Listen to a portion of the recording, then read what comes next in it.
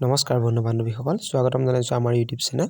detect online আৰু আজি আপোনালোকৰ বাবে অতি এটা গুৰুত্বপূৰ্ণ ভিডিঅ' লৈছো যিসকলে অসম পুলিচৰ নতুন পদসমূহত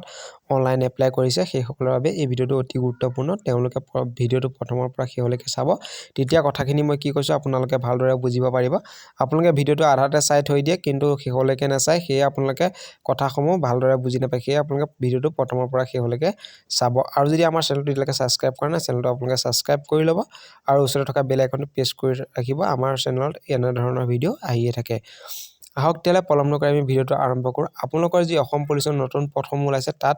এপ্লাই কৰোঁতে বহুতৰে ভুল কৰিছে কোনোবাই এবাৰতকৈ বহুতবাৰ আইডি বনাইছে তেওঁ আৰু কিছুমানৰ স্পেলিং ভুল হৈ গৈছে কিছুমানৰ ডকুমেন্ট আপলোড কৰোঁতে ভুল হৈ গৈছে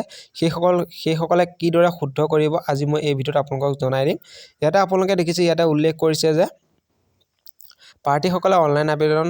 দাখিল কৰাৰ সময়ত লিখিত পদক্ষেপ অনুসৰণ কৰিব লাগিব এইখিনি আপোনালোকে আগতে পাইছে আৰু ইয়াতে এটা কথা মন কৰিব যে প্ৰাৰ্থীসকলে আবেদন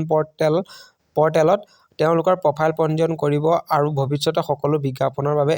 এবাৰ এটা একক নিযুক্তি আইডি সৃষ্টি কৰিব লাগিব অৱশ্যে একাধিক নিযুক্তি আইডি সৃষ্টি কৰা প্ৰাৰ্থীৰ প্ৰাৰ্থিত্ব বাতিল কৰা হ'ব সেয়ে আপোনালোকে আপোনালোকৰ আইডি অকল এবাৰ বনাব যি ভুল হৈছে আপোনালোকৰ তেনেদৰে থাকিবলৈ দিব কিয়নো আপোনালোকে সেইখিনি পিছত শুধৰাই ল'ব পাৰিব এতিয়া আপোনালোকে শুদ্ধ কৰি ল'ব নোৱাৰে কিয়নো ইয়াতে কোনো ধৰণৰ এডিট অপচন নাই সেয়ে আপোনালোকৰ যেতিয়া পিটি আৰু পিএসটি হ'ব তেতিয়া আপোনালোকৰ প্ৰথম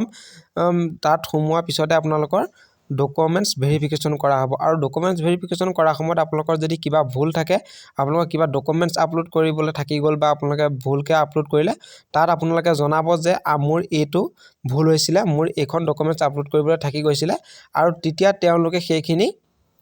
এডিট কৰি যিসকলে ডকুমেন্টস ভেৰিফিকেশন কৰিব সেইসকলে আপোনালোকক সেইখিনি শুধৰাই দিব সেয়ে আপোনালোকে কোনো ধৰণৰ টেনচন ল'ব নালাগে যে আমাৰ এডমিট কাৰ্ড নাহিব নেকি বুলি কিবা ভুল হৈ গ'লে আপোনালোকৰ এডমিট কাৰ্ড আহি যাব কোনো ধৰণৰ টেনচন ল'ব নালাগে আপোনালোকে তাত গৈ আপোনালোকে শুধৰাই ল'ব পাৰিব মই ইনি আপোনালোকক এই কথাখিনি কৈ দিয়া নাই মই অসম পুলিচৰ আগতে ইন্টাৰভিউ দিছো আৰু তাত মই দেখিছো যে বহুতৰে ভুল হৈছে আৰু তেওঁলোকে তাত গৈ শুধৰাই লৈছে সেয়ে আপোনালোকক কোনো ধৰণৰ টেনচন ল'ব নালাগে আপোনালোকৰ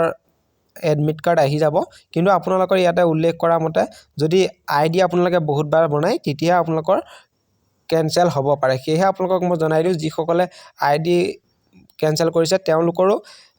50% অহা চান্স আছে যিসকলে দুটা তিনটা আইডি বনাইছে আৰু যিসকলৰ স্পেলিং বা কিবা ডকুমেন্টস আপলোডৰ ক্ষেত্ৰত ভুল হৈছে সেইসকলে কোনো ধৰণৰ টেনচন ল'ব নালাগে সেইসকলৰ এডমিট কাৰ্ড আহি যাব আৰু তেওঁলোকৰ যদি কিবা ভুল হয় তাত গৈ তেওঁলোকে শুধৰাই ল'ব পাৰিব আৰু তাত গৈ তোমালোকে শুধৰাই ল'বাই আপোনালোকে শুধৰাই ল'বই কিয়নো পিছত আপোনালোকৰ যি ৰিটেন এক্সাম তাত যদি আপোনালোকৰ কিবা ভুল থাকে তেতিয়া আপোনালোকৰ এডমিট কাৰ্ড নাহিবও পাৰে সেয়ে আপোনালোকে তাত গৈ আপোনালোকৰ যি ডকুমেন্টস ভেৰিফিকেশন হ'ব আপোনালোকে তাত কথাটো